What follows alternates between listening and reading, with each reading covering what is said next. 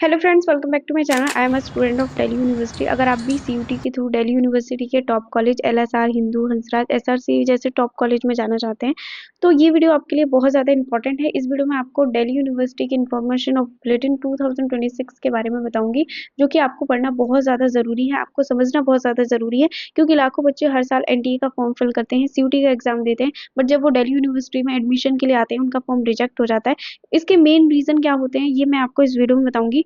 और इस वीडियो को आपको इसलिए भी देखना चाहिए कि आपने जो एनटीए में इन्फॉर्मेशन फिल की है क्या आपकी वो करेक्ट इन्फॉर्मेशन है, और किस किस रीजन की वजह से दिल्ली यूनिवर्सिटी आपको बाहर कर देती है, आपके फॉर्म को रिजेक्ट कर देती है, और आपको कौन कौन से कोर्स के लिए कौन कौन से कॉलेज ऑफर किए जाते हैं वो आपको दिल्ली यूनिवर्सिटी के इन्फॉर्मेशन ऑफ बुलेटिन के अकॉर्डिंग पता चलेगा। तो इस वीडियो में आपको अपना सब्जेक्ट कॉम्बिनेशन भी रीचेक करना है। तो स्टार्ट करते हैं इस वीडियो को। मैं इसमें आपको सारी ही इन्फॉर्मेशन जो दिल्ली यूनिवर्सिटी आपको बताती है, आपको पढ़ना इंपॉर्टेंट है, सब बताऊंगी। ये बहुत लंबी पीडीएफ है, बट मैं आपको वो इंपॉर्टेंट चीज बताऊंगी, ज्यादा इंपॉर्टेंट है आपके लिए। तो स्टार्ट करते हैं। सबसे पहले यहाँ पे दिल्ली यूनिवर्सिटी किस किस टाइप के एडमिशंस देता है, मतलब आपको कौन कौन से एडमिशंस ऑफर करता है। तो दिल्ली यूनिवर्सिटी आपको यहाँ पे 4 टाइप के एडमिशंस ऑफर करता है, जिसमें रेगुलर स्टूडेंट के एडमिशंस होते हैं, एसओएल के एडमिशंस होते हैं, स्कूल ऑफ ओपन लर्निंग। इसमें क्या होता है कि आपको रेगुलर नहीं जाना होता। इसके बारे में मैं सेपरेट वीडियो बनाऊंगी, उसमें आपको एसओएल के बारे में बताऊंगी। और एनसी वेब के भी एडमिशंस जो दिल्ली यूनिवर्सिटी है वो देता है, और जो फॉरेन स्टूडेंट होते हैं उनके लिए होता है। इस वीडियो में हम रेगुलर स्टूडेंट के बारे में बात करेंगे कि उन्हें किन किन पॉइंट्स का ध्यान रखना है ताकि उनके फॉर्म्स रिजेक्ट ना हो। तो इसमें सबसे इम्पोर्टेंट पॉइंट्स की हम बात करेंगे। फर्स्ट जो पॉइंट है इसमें सबसे जो इम्पोर्टेंट मेंशन किया है दिल्ली यूनिवर्सिटी ने, पॉइंट नंबर 6 है। अगर सबसे पहले आपको ये पता होना चाहिए कि दिल्ली यूनिवर्सिटी में अप्लाई करने के लिए, दिल्ली यूनिवर्सिटी में जाने के लिए आपको सीयूटी का एग्जाम देना ही पड़ेगा। सीयूटी के एग्जाम के थ्रू ही दिल्ली यूनिवर्सिटी एडमिशन लेती है, राइट। दिल्ली यूनिवर्सिटी में जाने के लिए जो एलिजिबिलिटी क्राइटेरिया है वो ये है मेनली कि आपने एनटीए के थ्रू सीयूटी का फॉर्म फिल किया होना चाहिए, आपने सीयूटी का पेपर दिया होना चाहिए, और आप क्लास 12 पास हुए होने चाहिए। ये दिल्ली यूनिवर्सिटी का क्राइटेरिया है। इसके बाद हम इम्पोर्टेंट अगर नेक्स्ट दूसरे क्राइटेरिया की बात करते हैं, आपने सीयूटी में उन्हीं एग्जाम्स को दिया हुआ, उन्हीं सब्जेक्ट्स के एग्जाम्स को दिया हुआ होना चाहिए जो आपने क्लास 12 में पढ़े हैं। फॉर एग्जाम्पल, अगर आपने क्लास 12 में साइंस पढ़ा है, साइंस बैकग्राउंड से हैं, आपने बायोलॉजी केमिस्ट्री पढ़ा है, तो आपको जो सीयूटी के एग्जाम्स हैं उनमें भी आपने बायोलॉजी और केमिस्ट्री का एग्जाम्स दिया हुआ होना चाहिए। इससे आपका जो सब्जेक्ट क्राइटेरिया है वो सब्जेक्ट कॉम्बिनेशन होता है, सब्जेक्ट क्राइटेरिया होता है, वो जब आप सीएसएस पोर्टल पे फॉर्म फिल कर रहे होते हैं दिल्ली यूनिवर्सिटी, उससे मैच होना चाहिए। अगर ऐसा नहीं होता तो आपका फॉर्म रिजेक्ट हो जाता है। तो आपको क्लास 12 में जो आपने सब्जेक्ट्स पढ़े हैं सीयूटी में भी आपको उन्हीं सब्जेक्ट्स का एग्जाम देना है। इंपॉर्टेंट इन्फॉर्मेशन है जो कि यहाँ पे दी गई है, मैंने आपको बता दिया। आगे चलते हैं। आगे जो दिल्ली यूनिवर्सिटी बताता है कि अगर आपने एनटी का फॉर्म फिल कर दिया है, आपने सीयूटी का एग्जाम दे दिया है, फिर भी अगर आपको दिल्ली यूनिवर्सिटी में एडमिशन चाहिए तो उसका जो सीएसएस अलग से पोर्टल होता है उसको आपको फिल करना बहुत ज्यादा जरूरी है। तो दिल्ली यूनिवर्सिटी में जाने के लिए जब आपका सीयूटी का एग्जाम का रिजल्ट आएगा उसके बाद आपको सीएसएस पोर्टल भी फिल करना होता है, जिसका अलग से आपको फी पे करनी होती है, अलग से आपको काउंसलिंग में पार्टिसिपेट करना होता है, ड्यू के। सो आगे हम बात करते हैं इंपॉर्टेंट। दिल्ली यूनिवर्सिटी में आपको जो 2026 में आपको डोमेन, लैंग्वेज और जीएटी के बारे में भी आपको यहीं पर आगे बताया जाएगा। ड्यू इसके बारे में भी आपको बताता है कि वो कौन कौन से सब्जेक्ट्स आपको ऑफर करता है और कौन कौन से सब्जेक्ट्स आपको लेने चाहिए, राइट।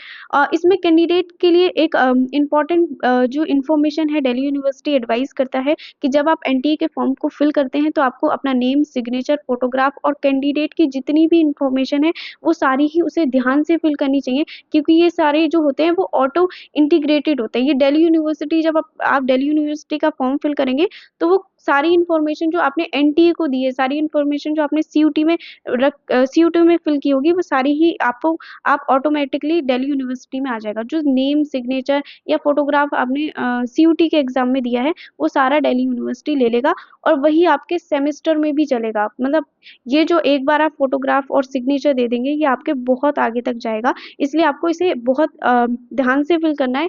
ये ब्लर नहीं होना चाहिए, बहुत अच्छे से आपको फिल करना है इसको, राइट। उसके बाद हम बात करते हैं पॉइंट नंबर 16 की, जो दिल्ली यूनिवर्सिटी बोलता है कि कहीं पर भी कैंडिडेट नेम, कैंडिडेट के पेरेंट्स का नेम मिसमैच नहीं होना चाहिए, चाहे वो आपके कैटेगरी सर्टिफिकेट में हो, मार्कशीट में हो, आधार कार्ड में हो, या आपकी कोई भी जो आपने डॉक्यूमेंट दिया है अपना दिल्ली यूनिवर्सिटी, या डॉक्यूमेंट आपने दिया है दिल्ली यूनिवर्सिटी या एनटीयू को, उसमें कोई भी इन्फॉर्मेशन मिसमैच नहीं होनी चाहिए। इसकी वजह से भी आपका फॉर्म रिजेक्ट हो सकता है। इसके बाद हम मेन पॉइंट्स पे आते हैं। जो स्ट्रक्चर दिया है कॉमन यूनिवर्सिटी एंट्रेंस टेस्ट के लिए सीयूटी 2026 के लिए दिल्ली यूनिवर्सिटी यूनिवर्सिटी में, उसमें ये इतनी लैंग्वेजेस में आप इनमें से कोई सी भी लैंग्वेज एक चूज कर सकते हैं, 2 चूज कर सकते हैं अपने सब्जेक्ट कॉम्बिनेशन के अकॉर्डिंग। इसको दिल्ली यूनिवर्सिटी लैंग्वेज के सेक्शन को सेक्शन ए बोलती है और इसको सेक्शन बी बोलती है, राइट। तो इसको आप ध्यान रखना। इसमें डोमेन सब्जेक्ट्स में आपके पास इतने सारे जो चॉइसेस हैं वो होती हैं, आपको अपनी जो आपने क्लास 12th में पढ़े हैं उसी के अकॉर्डिंग आपको कोई भी 3 या 2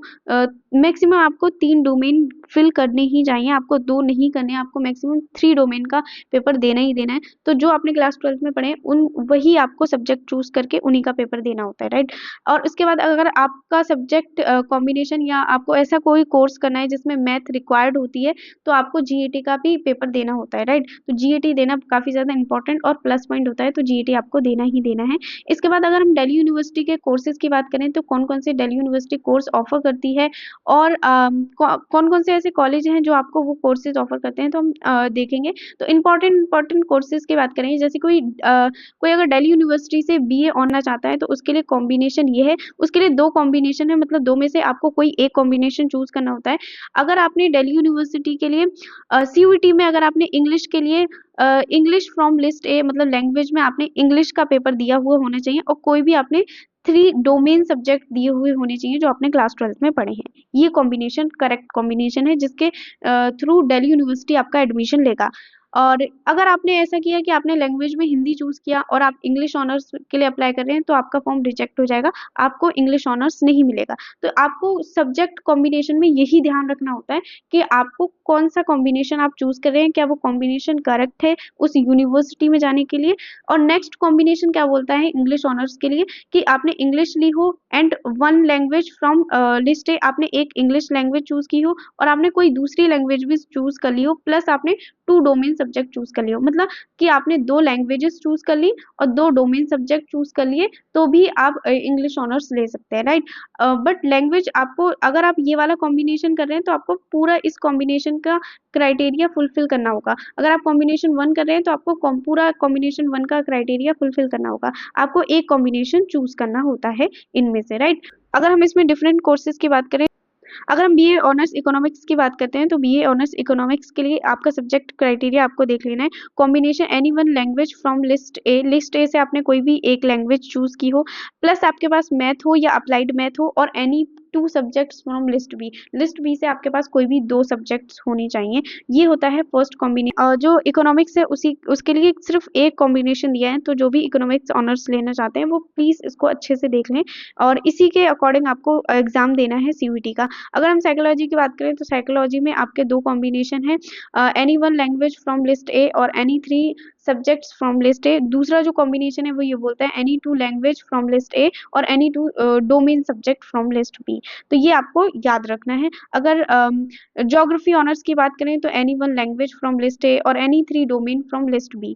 अगर कॉम्बिनेशन 2 की बात करें ज्योग्राफी के लिए तो any language from list A and any 2 subject from list B. तो ज्योग्राफी ऑनर्स में मतलब यहाँ पे जो मेन दिल्ली यूनिवर्सिटी इन सब्जेक्ट्स के लिए, ज्योग्राफी ऑनर्स के लिए, हिस्ट्री ऑनर्स के लिए, पॉलिटिकल साइंस जैसे टॉप कोर्सेज के लिए जो दिल्ली यूनिवर्सिटी का कॉम्बिनेशन का क्राइटेरिया है वो ये है कि आपने एक लैंग्वेज का पेपर दिया हो और 3 मेन डोमेन सब्जेक्ट का आपने पेपर दिया हो तो आप दिल्ली यूनिवर्सिटी के क्राइटेरिया को फुलफिल करेंगे। अगर दूसरे कॉम्बिनेशन के साथ जाना चाहते हैं तो आपने कोई भी 2 लैंग्वेज को चूज कर लिया हो और कोई भी 2 डोमेन सब्जेक्ट को चूज कर लिया हो, मतलब आपके इक्वल 4 सब्जेक्ट तो होने ही चाहिए जिनमें से ये और ये होने चाहिए, राइट। आगे देखते हैं हम जर्नलिज्म के कोर्सेज के लिए भी सेम हम देख सकते हैं combination English from list A और any 3 subjects from list B.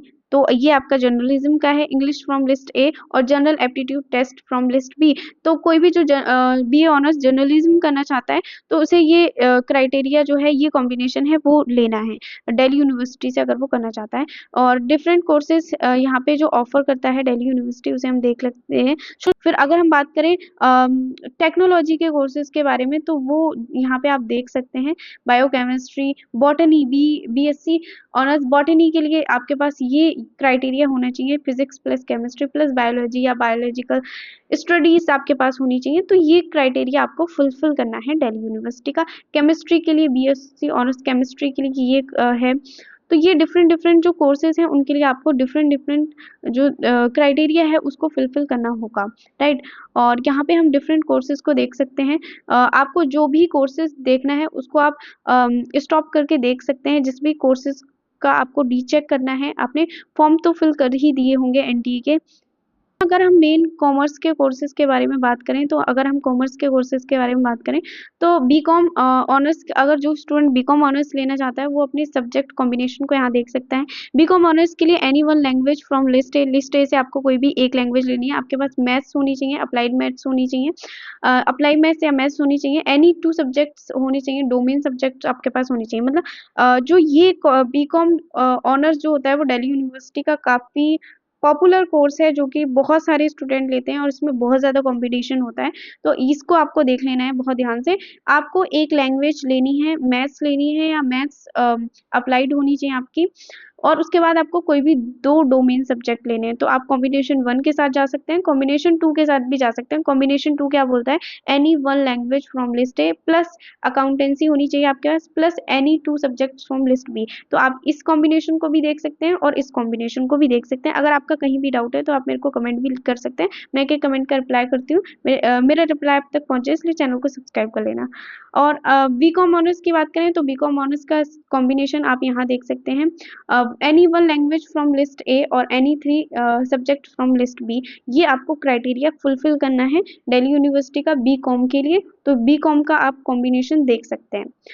उसके बाद डिफरेंट डिफरेंट जो कोर्सेज हैं उसका कॉम्बिनेशन आप देख सकते हैं, और इसका लिंक मैं आपको डिस्क्रिप्शन में दे दूंगी। तो इसको आप डाउनलोड भी कर सकते हैं और अच्छे से आप अपने कॉम्बिनेशन को देख सकते हैं। तो नेक्स्ट वीडियो में हम डिफरेंट डिफरेंट कोर्सेज के लिए कट ऑफ्स क्या होती हैं उसके बारे में बात करेंगे। तो चैनल को सब्सक्राइब कर लेना। मिलते हैं नेक्स्ट वीडियो में।